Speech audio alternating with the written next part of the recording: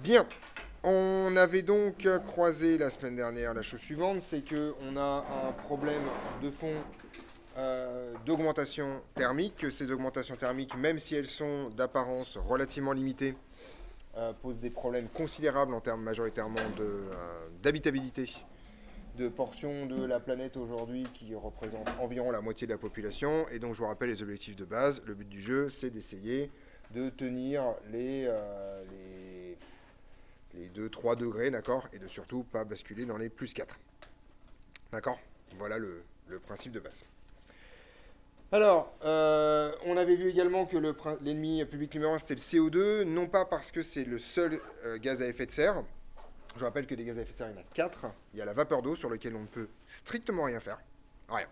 Voilà. Il y a trop d'océans sur la planète Terre pour qu'on puisse y faire quelque chose. Donc c'est pas la peine de s'exciter. Je vous rappelle par ailleurs que la vapeur d'eau, c'est une boucle de rétroaction positive, c'est-à-dire que plus la planète est chaude, plus vous avez de vapeur d'eau dans l'atmosphère, et donc plus vous avez d'effets de serre associés à la vapeur d'eau. D'accord. Ça se passe pas bien. Et les deux autres, que sont le méthane et le protoxyde d'azote, je les évacue pour une raison très simple, c'est que c'est des composants qui disparaissent très vite de l'atmosphère. Donc si on arrête d'émettre du méthane demain, a priori en 50 ans, le problème est réglé. D'accord. C'est pas du tout le cas du CO2 qui, comme on l'avait vu, mettait des milliers d'années des dizaines de milliers d'années plus exactement, à disparaître de l'atmosphère. Autrement dit, les conneries qu'on va subir, c'est des conneries qu'on a déjà faites. D'accord. Le but du jeu, c'est de voir ce qui se passe après. Alors les conneries qu'on a déjà faites, comme on l'a vu, c'était celle-là. Vous constatez que les sources de CO2 historiquement se cumulent les unes avec les autres. La première source historique d'émission de CO2, qui est en fait, plutôt qu'une émission, c'est une captation négative, c'est-à-dire qu'on déforeste, et donc factuellement, vous avez moins d'absorption de CO2 par la nature. Vous voyez que par ailleurs, ce truc-là a tendance à redescendre en raison des politiques des pays européens en particulier, la France en particulier. Je vous rappelle, hein, la France, c'est un pays dont la surface boisée augmente de 3-4% par an. C'est impressionnant pour le coup. Mais grosso modo, ça reste quand même relativement constant. Et bien entendu, tout le reste par contre qui font notre civilisation, d'avoir le charbon à partir de la moitié du 19e siècle, puis le pétrole, puis le gaz, puis majoritairement la fabrication de béton, autrement dit pour fabriquer rapidement des logements, se sont tous rajoutés au problème. D'accord. Et donc on continue à consommer de plus en plus d'énergie fossile au cours du temps. Le problème n'est pas uniquement l'augmentation de la population, d'accord. Il est bien évident que la population augmentant, les consommations augmentent, mais en fait, si vous divisez les émissions de CO2 origine par personne, vous vous rendez compte qu'en fait, que le seul truc qui diminue en épaisseur, c'est la déforestation. Effectivement, on déforeste de moins en moins par personne. Autrement dit, l'augmentation de la déforestation est inférieure à l'augmentation de la population. Par contre, en fait, il s'avère que vous avez une augmentation en épaisseur, majoritairement du charbon, surtout du pétrole et du gaz. Autrement dit, en fait, non seulement on est de plus en plus nombreux sur la planète, mais en plus, en moyenne, chaque individu, encore une fois, c'est une moyenne, hein, d'accord. Ça ne reflète absolument pas les disparités entre typiquement un japonais pour lequel il faudrait 8 planètes Terre pour qu'il survive comme ça, et un malien pour lequel, grosso modo, ça devrait aller, quoi. D'accord. Donc, mais en moyenne, les individus, majoritairement les individus de l'OCDE, c'est-à-dire vous et moi, grosso modo, sont littéralement gavés au pétrole. D'accord. Vous êtes nés sous perfusion de pétrole, moi aussi, d'accord. Voilà, tranquillement. Et l'intégralité de votre existence actuelle est liée au fait que le pétrole a été fabriqué gratuitement pendant des milliers d'années par la Terre. D'accord. Je vous rappelle par ailleurs au passage que c'est le seul secret du succès du capitalisme en tant que système économique. D'accord. Une fois que ça s'arrête, c'est terminé. C'est le fait de pouvoir se gaver d'énergie et de jamais devoir la payer. Donc en gros, notre confort permanent et son augmentation perpétuelle, en fait, est majoritairement décrite sur ce graphique. C'est donc une forme de pitié. Si on essaye de faire ça et de prendre les quatre termes intéressants de cette histoire-là, donc ce diagramme est un peu dur à lire. En gros, vous avez quatre couleurs. La première couleur en rouge, c'est ce qu'on appelle l'intensité carbone de l'énergie. Autrement dit, c'est la quantité de carbone que vous devez brûler, ou que vous devez émettre plus exactement, pour produire un joule d'énergie. D'accord. Donc ça, en général, pour les questions technologiques, c'est plutôt une contribution négative. Autrement dit, quand vous remplacez, soit vous faites des centrales à charbon plus performantes, des centrales à pétrole plus performantes, des centrales à gaz plus performantes, ou encore mieux, quand vous remplacez les centrales à charbon, la pétrole ça n'existe quasiment pas, par des centrales nucléaires, des barrages électriques, des énergies renouvelables, d'accord. vous gagnez en fait en efficacité carbone. Autrement dit, vous cramez moins de charbon, enfin vous émettez moins de CO2 pour 1 TWh produit. La deuxième contribution, c'est le jaune, c'est ce qu'on appelle l'intensité énergétique du PIB. C'est grosso modo combien d'euros vous produisez avec 1 joule. Donc ça, en général, c'est aussi une contribution négative, tout simplement parce qu'on fait des machines de plus en plus efficaces. Donc en gros, pour faire grosso modo la même chose, on a des machines qui consomment de moins en moins d'énergie. Et donc après, vous avez deux façons de l'utiliser. Soit vous faites ça de façon intelligente, ce qu'il faudrait qu'on fasse à partir de maintenant, c'est-à-dire continuer à produire grosso modo les mêmes quantités en diminuant donc l'électricité que vous utilisez, chose qui n'arrive et qui n'est jamais arrivée dans l'histoire de l'humanité. En fait, il s'avère que à chaque fois que vous avez un progrès technologique, vous avez un effet qu'on appelle l'effet rebond. Je ne sais pas si vous avez déjà entendu parler de ça. En gros, quand vous avez un progrès technologique, c'est-à-dire que en fait, vous pouvez utiliser moins d'énergie pour produire quelque chose. La première conséquence, c'est que vous allez produire beaucoup plus. D'accord ? Vous avez un exemple extrêmement clair. Il y a encore 20 ans, 10 ans, il était quasiment impossible qu'une batterie se transporte elle-même. Autrement dit, les trottinettes électriques, ça n'existait pas. Le local à vélo, en l'occurrence, était vide. Depuis qu'on sait faire ça, le local à vélo est blindé de trottinettes électriques, et ce truc-là ne remplace pas la voiture. Ce truc-là remplace le bus. Donc c'est une connerie. On est d'accord ? Et donc, au lieu de dire on va faire des voitures plus légères, au lieu de faire des trucs machin chose, on a dit on va rajouter sur le sujet encore un nouveau mode de déplacement qui a encore aggravé le problème. Etc. etc. C'est vraiment un truc très simple. On a inventé les LED. Les LED, c'est absolument génial. Ça fait la même lumière en consommant littéralement 5 ou 6 fois moins d'énergie. Qu'est-ce qu'on a fait ? On a foutu des LED partout. Partout.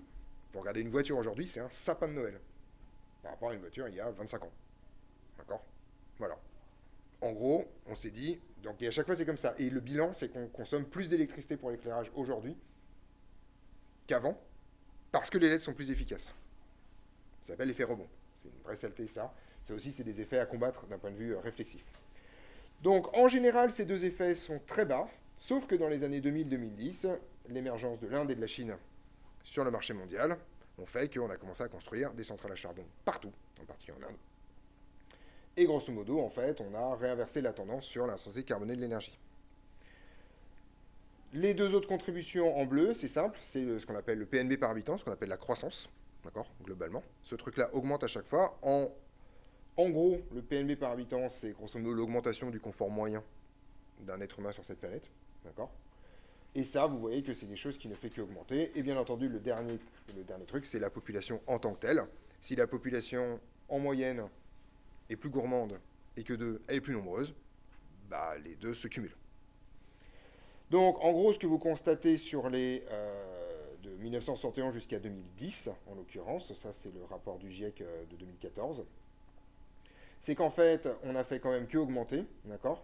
À chaque fois, vous avez des augmentations ici, toutes les flèches sont vers le haut, et que bien qu'on soit au courant du problème depuis les années 2000, ceci s'est largement aggravé dans les années 2000-2010, d'accord ? Tout simplement parce que la croissance mondiale moyenne est relativement restée constante, l'augmentation de la population est relativement restée constante, l'augmentation du PNB moyen dans les années 2000 est considérable, en particulier avec l'arrivée de nouvelles technologies, et ça, vous en êtes les descendants immédiats, vous avez toutes et tous un téléphone sur vous, ce qui était une aberration dans les années 2000, d'accord ? Vous avez toutes et tous déjà pris l'avion, on a déjà discuté, d'accord ? Ce qui était une aberration dans les années 2000, d'accord ? Pour les gens de ma génération. Et en plus, on a décidé de produire ça à pleine balle dans des pays du tiers-monde à coup de charbon. Voilà. Petite remarque, pour contrer tout de suite les arguments à la con, ce ne sont pas les Indiens et Chinois les responsables. La majorité de la production indienne et chinoise sert à l'export, donc à nous, en l'occurrence. D'accord ? Juste pour information. Bon, bien sûr, les ingénieurs continuent à bosser, et on arrive à faire des machines de plus en plus efficaces, mais vous voyez qu'en particulier, la technologie ne compense plus du tout. Ça n'a jamais été le cas. Mais là, pour le coup, la technologie a des années-lumière de pouvoir compenser la gourmandise de l'humanité au XXIe siècle. D'accord ? Donc faire une confiance absolue dans le fait que la technologie va nous sauver la peau, c'est une connerie. C'est une connerie depuis 2000. En gros, si vous faites une projection, à peu de choses près, et si on continue comme ça, on est à un réchauffement à 2100 qui, grosso modo, alors si vous faites ça là, ça c'est, vous estimez que 10 milliards de terriens vont vivre comme un Européen pauvre. Ça s'appelle un Polonais, un Européen pauvre. D'accord. Voilà. En gros, vous êtes à 4,5. Donc la fessée, elle est extrêmement claire.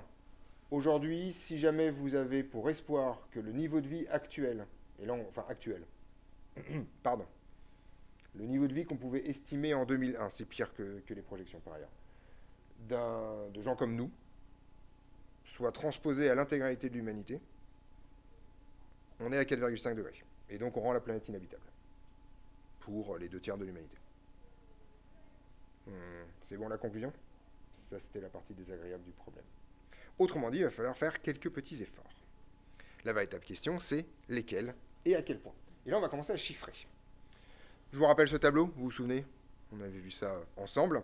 Et on avait vu que si on voulait rester en dessous des 2 degrés, d'accord, c'est-à-dire ce que moi j'appelle les accords de Paris réalistes, d'accord, grosso modo, il nous restait plus exactement 900 tonnes, 900 milliards de tonnes, pardon, quand même, 900 tonnes c'est un peu court, 900 milliards de tonnes de CO2 à émettre, d'accord. Je vais prendre 1000 milliards de tonnes, histoire de faire un arrondi, en 30 ans.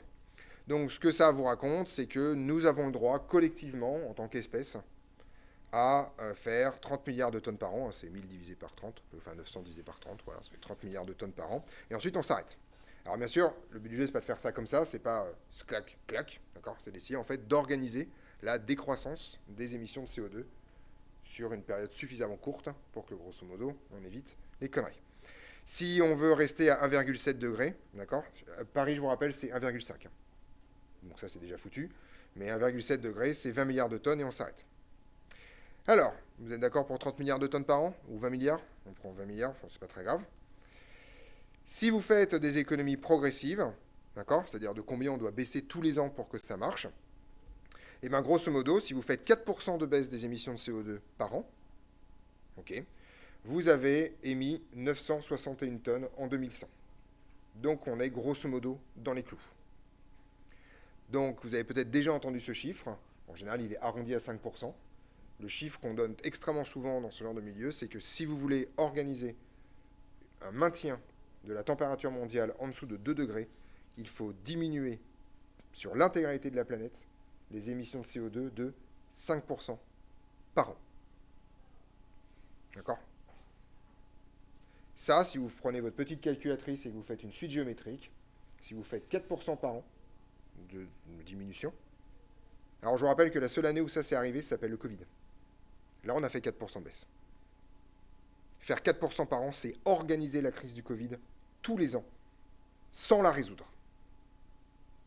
C'est organiser la crise du Covid, en rajouter une l'année d'après, en rajouter une l'année d'après, en rajouter une l'année d'après. C'est ça que ça veut dire. D'accord? Voilà. Je rappelle que notre leader suprême s'est félicité des baisses d'émissions de CO2 pendant l'année du Covid, d'accord? C'est ce qui n'est pas la dernière connerie qu'il a raconté sur le sujet, d'accord? Parce que justement, typiquement, on n'avait rien fait, pour le coup. Ok. Si vous prenez une suite géométrique de 4% de raison 0,96 plus exactement, d'accord, vous trouvez qu'on doit diviser à l'échelle mondiale les émissions de CO2 par 3 d'ici 2050, c'est-à-dire dans les 25 prochaines années.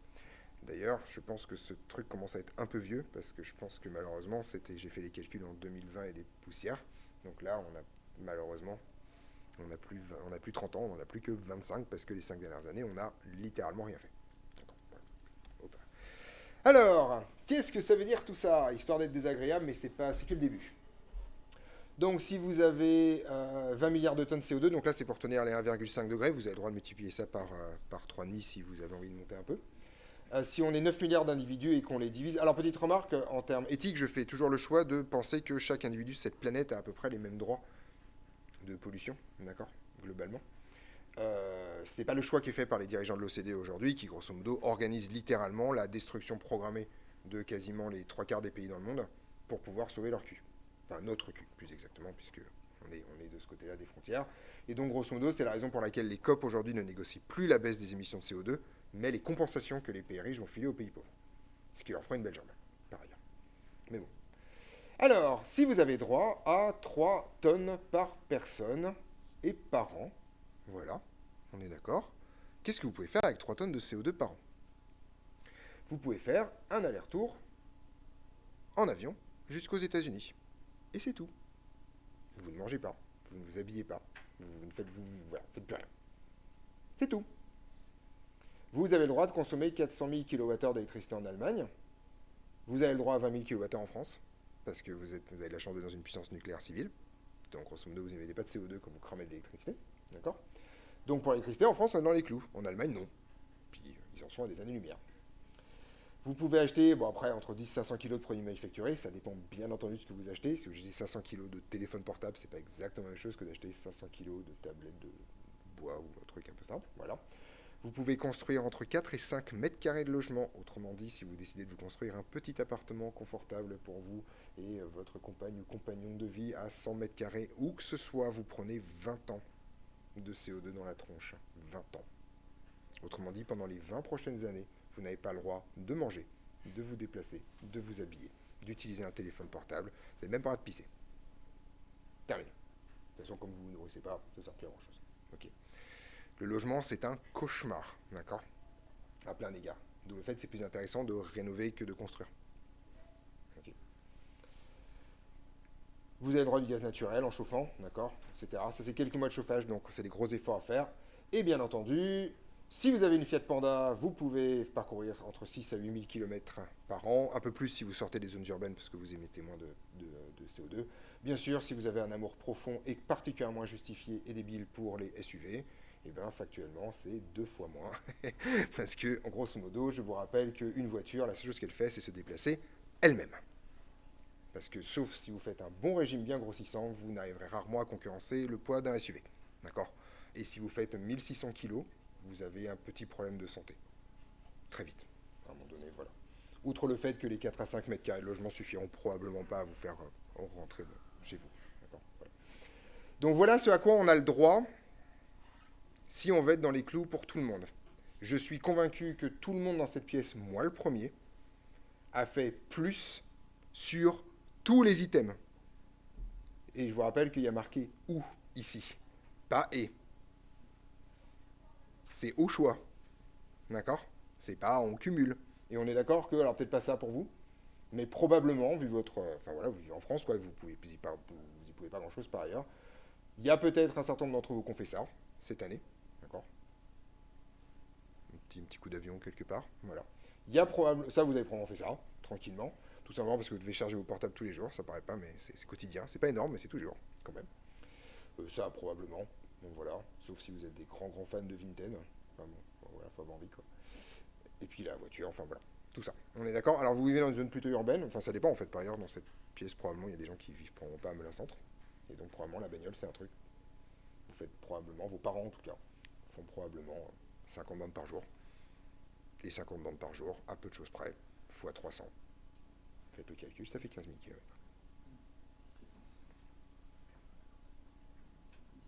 Donc, voilà. Alors après. Et donc, on va essayer de trouver tous les leviers pour lesquels on va pouvoir jouer. Ce truc-là, c'est un truc qui s'appelle l'équation de Kaya. C'est une équation qui date des années 90 du nom d'un chercheur japonais qui s'appelle Kaya. Voilà, c'était pas très compliqué. Alors en fait, c'est des maths élémentaires. Hein. Ça, c'est les émissions totales de CO2 par an.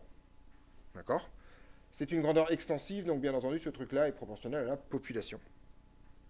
Pas dur. D'accord? Et en fait, vous avez les 4 couleurs, vous vous souvenez qu'on a vu dans le graphique en bâtonnet tout à l'heure. Donc vous avez ici la carbonation de l'énergie, en gros le nombre de CO2 que vous émettez par tonne équivalent pétrole, donc par kilowattheure, par tout ce que vous voulez que vous produisez. Ensuite, grosso modo, vous multipliez par le nombre de kilowattheures que vous avez produit et vous divisez par le produit intérieur brut, autrement dit le PNB ou le PIB, comme vous voulez, enfin grosso modo la richesse par habitant. Enfin, la richesse totale, pardon. Ensuite, vous avez la richesse par habitant qui, grosso modo, traduit à peu près le confort moyen de l'humanité. Et bien sûr, vous multipliez par la population à la fin. On est d'accord que c'est des fractions toutes simples dans cette histoire-là. Alors maintenant, le truc chiffré désagréable, il arrive tout de suite. Vous vous souvenez, on avait dit qu'il fallait diviser ça par... Vous vous souvenez, l'émission de CO2, il fallait diviser par combien? Par 3. D'accord? Il faut diviser ça par 3.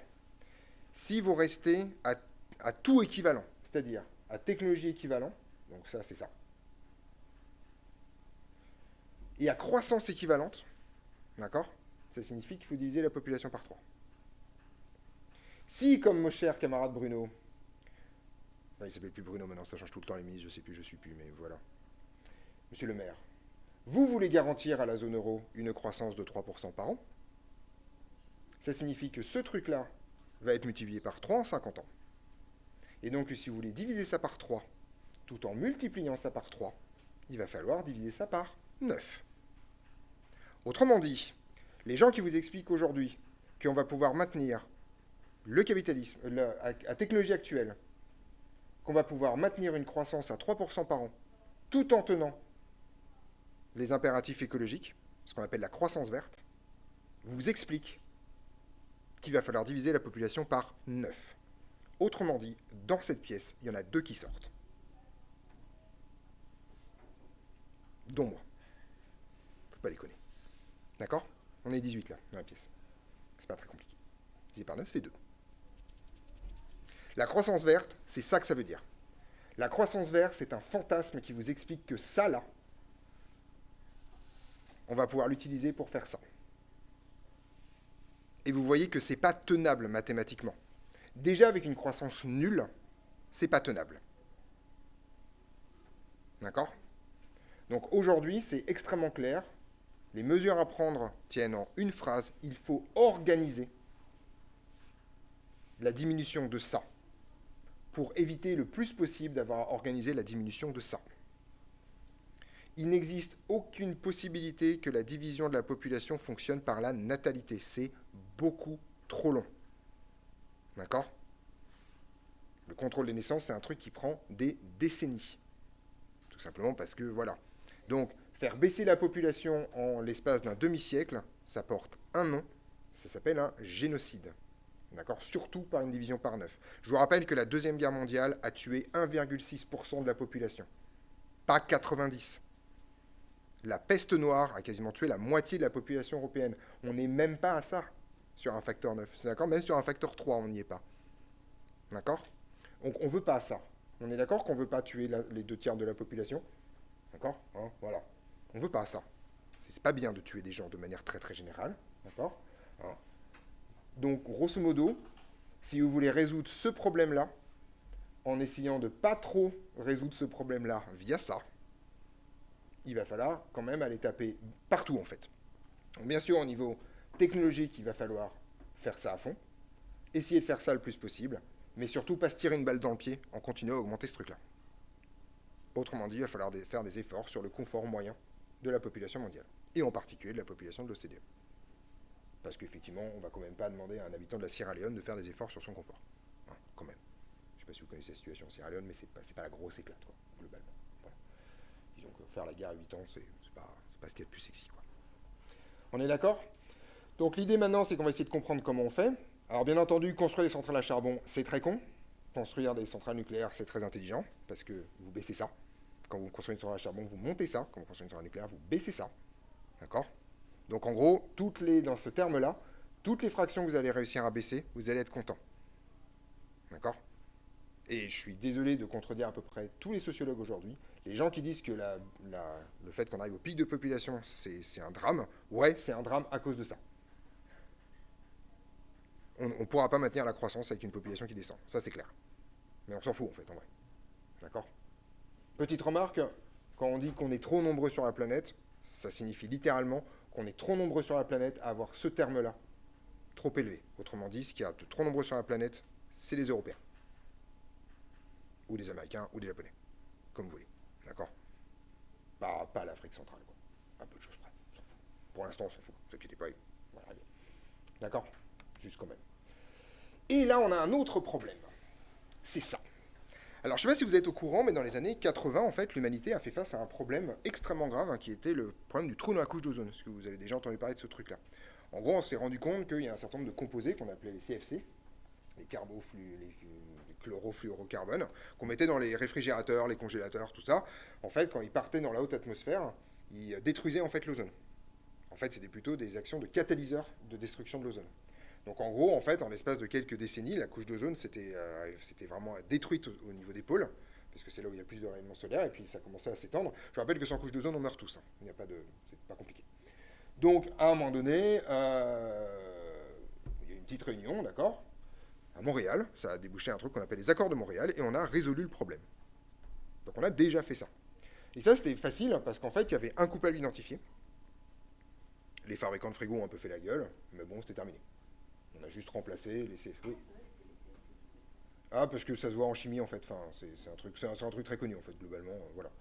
Alors, fun fact, le mec qui a inventé les CFC, et qui les a utilisés pour la première fois dans les systèmes réfrigérants, c'est le mec qui a découvert qu'on pouvait raffiner du pétrole pour mettre dans une voiture.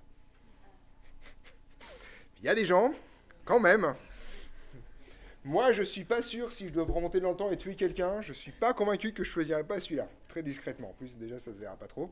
Voilà, ça sera plus discret qu'un chef d'État allemand, par exemple, typiquement, qui est souvent la première idée qui vient. D'accord. Mais je pense que je prendrais peut-être celui-là plutôt. Non, voilà, je sais pas. Voilà. Si je peux faire les deux, vous inquiétez pas. Hein. Voilà, on fera ça. Mais... voilà. Le problème aujourd'hui, c'est ça. C'est qu'en fait, les émissions de CO2 dans le monde sont extrêmement bien réparties. Vous n'avez aucun coupable idéal.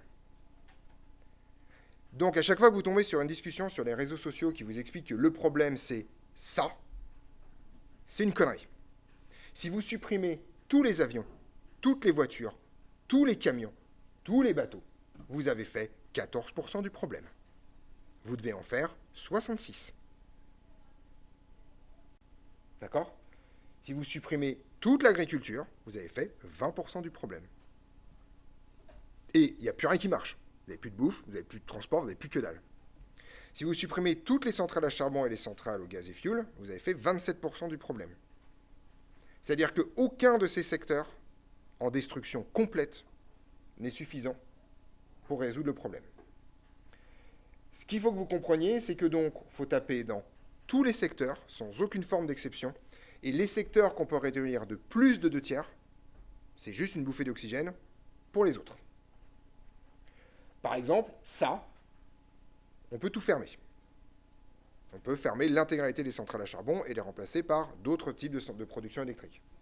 Donc le fait qu'on puisse réduire ça de 100%, ça va faire que sur un autre secteur, on ne sera pas obligé de réduire de 66%, mais peut-être que de 50%. Voilà. Le autre, en ce moment, c'est le 7% là. C'est explosif en ce moment. Je vous rappelle qu'aujourd'hui, les émissions de CO2 de Netflix seules, c'est plus que tous les camions du monde. Tous les camions du monde émettent moins de CO2 que Netflix tout seul. Parce que la production électrique américaine est majoritairement gavée au charbon, et que grosso modo, vous faites tourner des serveurs de streaming en permanence, et que ça, c'est monstrueusement gourmand. Et ça augmente de entre 5 et 10% par an. Tout simplement parce que le streaming est devenu la norme. D'accord? Donc dès que vous arrivez sur un site de streaming, vous dézinguez la planète beaucoup plus que si vous avez fait le tour de Melun en camion. Et je suppose que vous faites plus souvent du streaming que le tour de Melun en camion. Enfin, vous faites ce que vous voulez de vos soirées, mais voilà. En France, enfin en Europe plus exactement, on a une répartition un tout petit peu différente, pour une raison très simple, c'est qu'on a moins d'industrie, et surtout parce qu'en fait le transport individuel est prédominant en Europe. Donc en fait en Europe, l'ennemi public numéro quasiment 1, c'est les transports. N'oubliez pas que la France est un cas extrêmement particulier en Europe. L'électricité est extrêmement carbonée en Europe, en particulier en Allemagne, d'accord, qui utilise énormément de charbon encore, et surtout beaucoup de gaz, d'accord, qui est la contrepartie des éoliennes. Et donc globalement, en fait, majoritairement en Europe, vous avez un gros problème ici, avec 21% et 10% c'est la voiture individuelle, et la surconsommation de bœuf en particulier, qui est à 6% dans ces histoires-là. Alors, je vous laisse ce truc-là pour mémoire, vous avez le truc en cours, vous avez un certain nombre de propositions, mais vous voyez qu'en fait, quand on dit où agir, c'est partout. Il n'existe aucune solution tenable d'un point de vue chiffré et quantitatif où on n'agit que sur un endroit. C'est-à-dire que si vous gueulez en disant « Ah, le problème, c'est les SUV », c'est vrai, mais c'est pas que ça. D'accord? Et à l'envers, tout argument qui consiste à dire « Ah oui, mais moi, je ne ferai pas d'effort sur ce truc-là parce qu'il y a le reste », est aussi con. Il y a vraiment un truc global à faire sur l'intégralité des secteurs. Et on va voir un peu comment ça se passe. Alors, vous vous souvenez du facteur 3 ? Ben, je vous ai menti. Parce qu'en fait, vous vivez en France et que donc vous êtes méga gavé en fait. Enfin, moi aussi, hein, par ailleurs.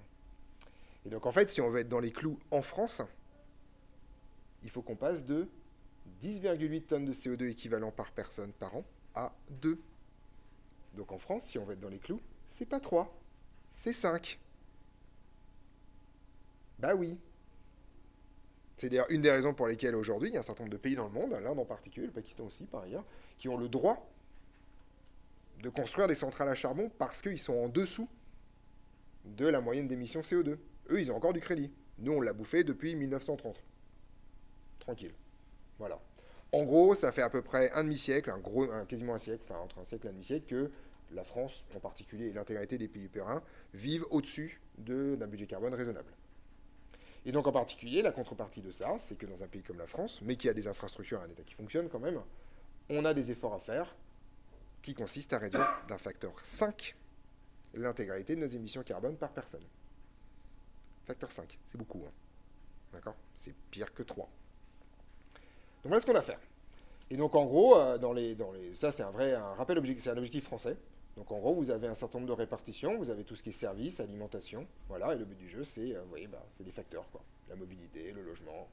Donc aujourd'hui, tous les efforts qui sont faits qui sont peut-être un peu timides, mais qui grosso modo sont faits par les pouvoirs publics en particulier pour isoler les logements, changer les chaudières, etc., sont des efforts qui essayent en fait d'être dans les clous de ce truc-là, avec des perspectives plus ou moins lointaines et des trucs plus ou moins convaincants. Alors, un truc, j'aime beaucoup ce graphique, hein, parce que c'est là-dessus qu'on va continuer là-dessus. C'est assez intéressant parce que, bien sûr, la première question qu'on va se poser, mais c'est pas la seule qu'il faut qu'on se pose, c'est ça dont je vais vous parler après, c'est à titre individuel, qu'est-ce qu'on peut faire et quelle est la proportion des efforts qu'il y a à faire pour, grosso modo, arriver à tomber dans les clous. Alors, c'est pas à cette question-là que je vais répondre, mais par contre, vous pouvez regarder, en fait, les gros impacts où vous pouvez prendre une décision vous-même. D'accord ? Il faut bien comprendre que dans ce problème-là, il y a deux trucs séparés. Il y a les choses que vous pouvez décider vous-même, dans vos comportements ou dans nos comportements par ailleurs au quotidien, et il y a les choses que vous ne pouvez pas décider. Par exemple, construire une centrale nucléaire, vous ne pouvez pas décider ça pour vous-même. Vous pouvez, en tant que citoyen et citoyenne, voter pour des gens qui, enfin voilà, etc., etc. Mais vous n'allez pas dire, bon allez, il y en a marre, je me fais un petit EPR dans mon jardin, parce qu'il y en a marre des conneries. D'accord ? Ça, c'est un cas caricatural, mais vous avez d'autres choses. Par exemple, vous savez que le vélo est extrêmement encouragé, par exemple, en ce moment, ce qu'on appelle les mobilités douces. D'accord ? En France, on a une tendance à trouver des trucs insupportables pour désigner des trucs. Voilà. C'est pas vous qui allez construire la piste cyclable, qui fait que vous arrivez en vie au travail. D'accord ? On est d'accord là-dessus. Donc en gros, vous pouvez choisir de prendre votre vélo, mais vous allez choisir de prendre votre vélo que si, grosso modo, vous êtes sûr de ne pas mourir à chaque fois que vous voulez vous déplacer. Je parle d'expérience. D'accord ? Voilà. Donc il y a vraiment une balance entre les deux. On va essayer de comprendre où est la balance. En particulier, quelle est la part de ce qu'on peut faire à titre individuel et quelle est la part qu'on est en mesure d'exiger des pouvoirs publics ou de construire des pouvoirs publics sur lesquels on va pouvoir exiger ça. Alors, à titre individuel, le truc le plus impressionnant, c'est celui-là. Il s'avère qu'en fait, parmi l'intégralité des gestes que vous pouvez faire pour baisser vos émissions de CO2 à titre individuel, c'est de basculer en régime végétarien. En fait, en gros, votre plus grosse empreinte carbone en France, c'est la consommation bovine. Majoritairement. D'accord ? Voilà. Alors, le régime végétarien, ça se nuance, c'est-à-dire qu'en gros, vous avez deux façons de le faire. Soit vous passez définitivement en étant végétarien, ce qui en général a un seuil d'acceptabilité très faible. D'accord ? La majorité des gens ne veulent pas devenir intégralement végétarien. Par contre, vous pouvez largement réduire, et en particulier votre consommation bovine. D'accord ? Bouffer du bœuf, c'est un cauchemar, grosso modo. Voilà. Bon, par ailleurs, au tarif auquel c'est devenu, de toute façon, déjà, il y a un certain nombre, mais c'est pas tout à fait vrai. Enfin, les bœufs de supermarché sont pas chers, et un, c'est dégueulasse, deux, c'est pas la peine de bouffer. Voilà. Bouffer du poulet, c'est bien le poulet. Enfin, c'est mieux le poulet, plus exactement. D'accord ? Voilà. Et vous voyez qu'en fait, cet effort-là, il est juste 4 fois plus grand que le deuxième effort le plus important. D'accord ? Donc en particulier, faire du vélo pour les trajets courts, faire du covoiturage dès que vous avez des trajets moyens ou longs, ne plus prendre l'avion, c'est là, c'est dans les transports, d'accord ? Ensuite, effectivement, aller sur Vinted de temps en temps, pour acheter des vêtements qui ne sont pas neufs, voilà. Manger local, vous voyez que c'est extrêmement faible. En particulier, en fait, il est beaucoup plus intéressant de manger des bananes que de manger un kilo de bœuf qui a été produit à 10 km de chez vous. En fait, le transport est toujours une part extrêmement faible dans l'alimentation. Manger local, c'est intéressant si vous avez fait le reste avant. En gros, si vous mangez dans un rayon de 10 km, mais que la chose que vous faites, c'est vous gaver de côte de bœuf, bah en fait, en gros, achetez des kiwis, des mangues, des trucs comme ça. Enfin voilà, ça aura un impact CO2 qui sera en fait beaucoup plus faible. Très curieusement. Après, il y a tout ce qui est chauffage, d'accord, ce qui est électroménager. Je vous rappelle qu'un de nos derniers sous-leaders suprêmes, il y a quelques années, a dit que c'était important d'éteindre les LED dans les logements. On sent qu'on a des gouvernants qui sont tellement au courant de ce qui se passe, c'est absolument fascinant. Voilà. Donc Olivier Véran, je ne l'ai pas cité. D'accord. Voilà. Faut économiser, il ne faut pas polluer. Voilà, il faut éteindre les LED, ça ne sert à rien. À rien, quoi. Vous pouvez éteindre votre box le matin, si la première chose que vous faites, c'est vous tapez un McDo. C'est débile. D'accord. Ok. Voilà. Je vous rappelle que quand même, les apports en viande d'un être humain minimaux, c'est 100 grammes par semaine. Vous n'avez pas besoin de plus. Hein. Enfin, nous n'avons pas besoin de plus que. D'accord. Je suppose que ici, sauf s'il y a des végétariens et des végétariennes parmi vous, globalement, 100 grammes par semaine, vous les éclatez allègrement. D'accord. Voilà. Alors, si on commence à faire des choses individuelles, on peut se poser les questions. Donc, je vous rappelle les chiffres. Hein. On est aujourd'hui à 10,8 tonnes de CO2 par an par personne en France et on veut passer à 2. Vous remarquez que dans le dernier rapport du GIEC, on a un objectif de 2 degrés. Hein, le 1,5, quand tout le monde a oublié, ça intéresse littéralement personne. Voilà. Et donc, en fait, si vous faites des gestes individuels héroïques, alors ça, c'est vraiment ce qui se passe. Donc, si vous devenez intégralement végétarien, si vous n'utilisez plus jamais la voiture, plus jamais l'avion et que vous faites que du vélo, si grosso modo vous baissez tout, en fait, voilà l'impact. Vous avez réussi à passer de 10,8 à 8. Autrement dit, et ça c'est un problème énorme qu'il faut comprendre, si vous décidez demain d'être des Mère Teresa du climat, vous aurez fait 25% du problème, outre le fait que vous serez extrêmement frustré parce que la majorité des gens à côté de vous ne feront pas le boulot. D'accord. Et ça, c'est un énorme problème, en particulier dans la communication gouvernementale française, qui explique que, grosso modo, c'est aux individus de prendre en charge le problème.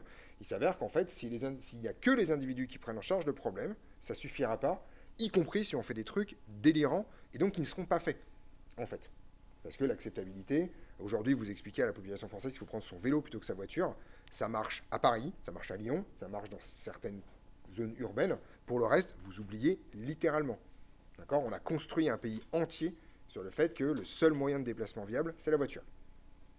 Donc si vous expliquez à des gens qui habitent en Cambrousse, c'est-à-dire 2 tiers de la population française quand même, que grosso modo, demain, ils vont devoir faire leurs 50 bandes quotidiennes en vélo, donc ça veut dire quand même grosso modo faire 6 heures de transport en vélo par jour, parce que c'est ça, enfin 5 heures, c'est ça dont on parle quand même, bah 50 bandes, c'est 2h30, 20 km/h en vélo, donc aller-retour.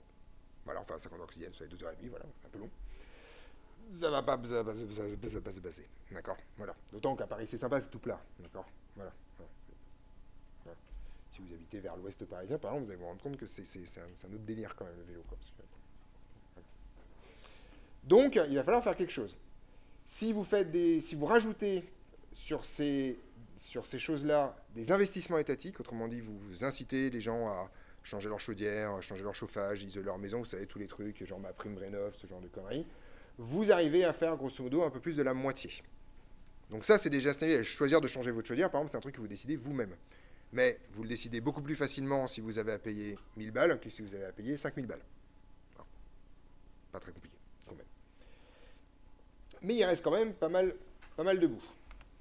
Il est beaucoup plus intéressant de faire un scénario modéré complet, celui-là, c'est-à-dire que grosso modo, en fait, vous allez prendre des choses qui sont beaucoup plus acceptées par la population française. Par exemple, réduire sa consommation de viande, pas la ramener à zéro, mais la réduire considérablement. Faire la majorité de vos transports en vélo, c'est-à-dire tous vos transports en vélo, d'accord. Vous voyez ces genres de petits curseurs-là, c'est hyper important en termes d'acceptabilité parce qu'en fait, si vous arrivez à convaincre des gens d'être vraiment des héros du climat, mais que vous convainquez 10% de la population, c'est pas intéressant. D'une part parce que les 10% ils vont avoir la casquette, d'accord. Et d'autre part parce que c'est toujours beaucoup plus intéressant de convaincre 90% de la population de faire un effort modéré que 10% de faire un effort énorme. Ok. Donc dans le principe, on a une répartition projetée qui est que grosso modo, vous aurez un quart de contribution par les gestes individuels, ce n'est pas négligeable, mais ce n'est pas la majorité des choses, et tout le reste en fait vient des services publics, vient de l'État. D'où le fait, ce que je vous ai dit au début de la première séance, c'est qu'en fait tout d'un coup on bascule dans un problème politique. C'est pas un problème simplement, ah, vous êtes des méchants et vous consommez trop de bœuf. C'est un problème de qui sont les gens qui, dans les 3 prochaines décennies, vont être au pouvoir en France et qu'est-ce qu'ils vont décider sur le sujet. Tout individu aujourd'hui, et je ne vise presque personne, qui dit on peut commencer, on peut faire mieux qu'avant, c'est vachement mieux, vive la chasse, les voitures et les connards, bah globalement, c'est des gens qui mènent l'humanité tout droit dans le mur. D'accord? Je visais personne dans cette histoire. Voilà. Mais bon. Même si malheureusement la majorité des gens votent pour eux, mais ça c'est une autre conversation. D'accord? Donc en gros, il y a vraiment un problème de fond, et vous, ça vous concerne à 2 titres. Un, parce que vous êtes appelés à devenir des cadres, d'accord? Des ingénieurs, globalement. Et donc à un moment donné, vous êtes à un niveau social où vous avez des pouvoirs de décision plus forts que celui d'un individu, en particulier sur vos impacts sur les collectivités locales. D'accord? Et c'est pareil. Les maires que vous allez élire, les machins, etc., etc., toute cette tendance-là fait ça. Petite remarque, je n'ai aucun conseil électoral à faire, puisque aujourd'hui, je ne connais aucune formation politique qui fasse le job. Donc c'est pas... Le but du jeu n'est pas de dire, allez, votez machin, ça ne m'intéresse absolument pas, parce que, actuellement, pour l'instant, moi-même, je suis bien embêté sur le sujet, en particulier parce que les écologistes sont des antinucléaires, donc ils racontent des conneries tous les jours. Donc voilà, on a un problème, on est un peu coincé. Voilà. Petite remarque pour finir sur l'alimentation, histoire d'enfoncer le clou dans la vache. Ça, alors je sais que c'est écrit tout petit, je vous invite à regarder le truc chez vous. Ça, c'est grosso modo la production d'1 kilo de nourriture en émissions de CO2, d'accord? Donc vous voyez que le grand champion, c'est le bœuf, en particulier le bœuf en pâturage, parce que ça prend énormément de place. En fait, assez curieusement, la bouffe produite industriellement est plus intéressante d'un point de vue CO2 que la bouffe produite en liberté, en particulier pour les pâturages, parce que ça prend vraiment beaucoup de place. Moi, j'ai des vaches, moi, de chez moi, par exemple, elles sont 15, elles occupent 6 hectares, tranquille. Pépouze. 6 hectares. Bon, belle bête quand même, pour en faire du blé là-dessus. Sans parler du fait qu'il faut les nourrir, je vous rappelle que 95% du maïs produit en France sert à nourrir le bétail. D'accord? Voilà. Et donc en gros, si vous produisez 1 kg de bœuf, vous émettez tout ça de CO2. D'accord? Et là, c'est 100 km en voiture. Manger 1 kg de bœuf, ça revient à émettre autant de CO2 que 400 bornes en bagnole. 400 bornes. D'accord? Quasiment un aller-retour Paris-Rennes, quoi. Donc, quand je vous dis qu'il y a un ennemi public numéro 1, c'est pas une blague. Parce que vous voyez que le numéro 2, il est quand même pas dans les mêmes clous. Le numéro 2, c'est le mouton. D'accord? C'est simple, hein, les 2 ennemis publics, c'est ceux qui mettent du méthane. C'est pas hyper compliqué. Hein. D'accord? Voilà. Donc les ruminants, grosso modo, je vous rappelle qu'une vache mange 4 fois son repas quand même. C'est tout courant, ça. Ça passe sa vie à redégueuler son repas, à le rebouffer. Enfin, voilà, c'est pas l'animal le plus sexy de la planète, hein, voilà. Quand même, faut être assez clair. Voilà.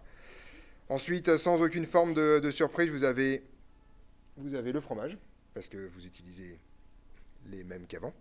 D'accord? Voilà. Et ensuite, vous avez le bœuf, mais version industrielle. Voilà. Et ensuite, vous avez le chocolat. Et le café. Chocolat, café, déforestation massive. Vous avez jamais entendu parler de la monoculture? Les gens parmi vous qui ont des origines en Afrique centrale?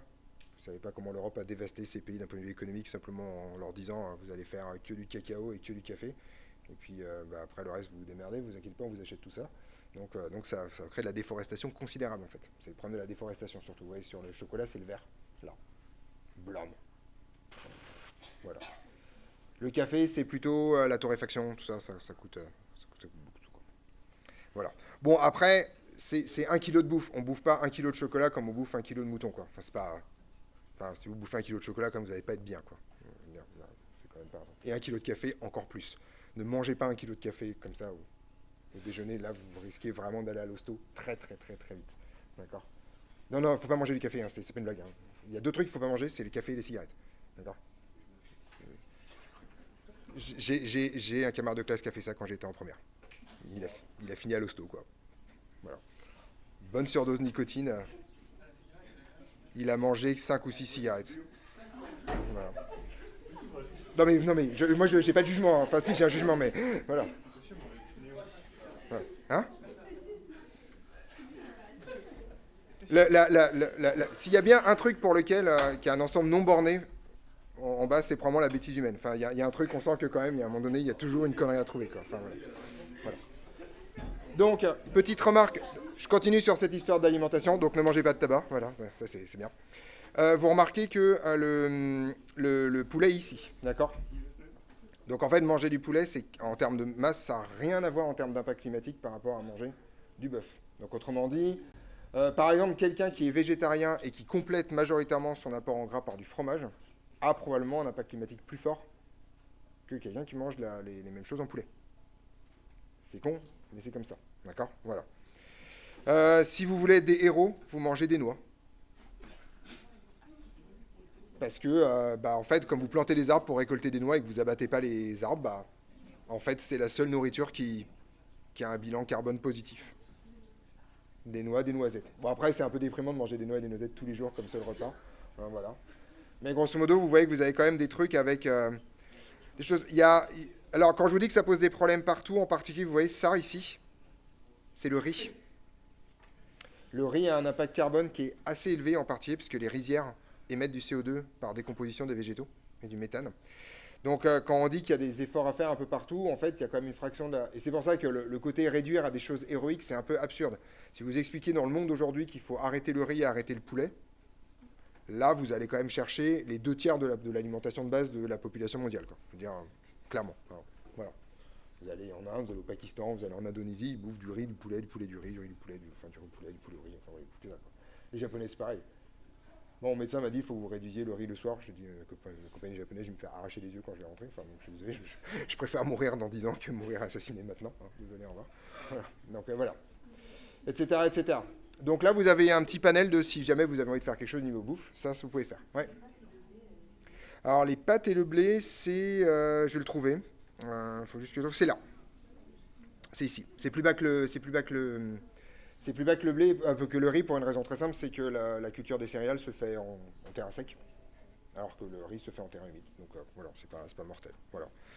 Alors si vous êtes vraiment un bobo parisien hyper branché, vous avez le lait de soja, c'est bien. Ok. Ouais, il faut avoir envie. Hein. Voilà. Donc voilà ce que j'avais à vous raconter aujourd'hui. Je vous dis ce qu'on fera dans la dernière séance, en fait. Je vais commencer un tout petit peu.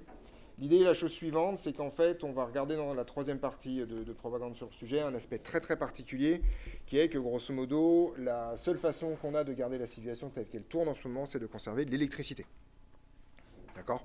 En fait, construire un monde sans électricité aujourd'hui est complètement absurde. D'accord? Et je vous fais un peu le truc par le menu. J'y vais là. Voilà. Donc, en gros, aujourd'hui, en France, donc là, c'est purement français comme truc, c'est ce dont on va discuter la semaine prochaine, mais je vous donne les chiffres pour que vous puissiez commencer à maturer sur le sujet.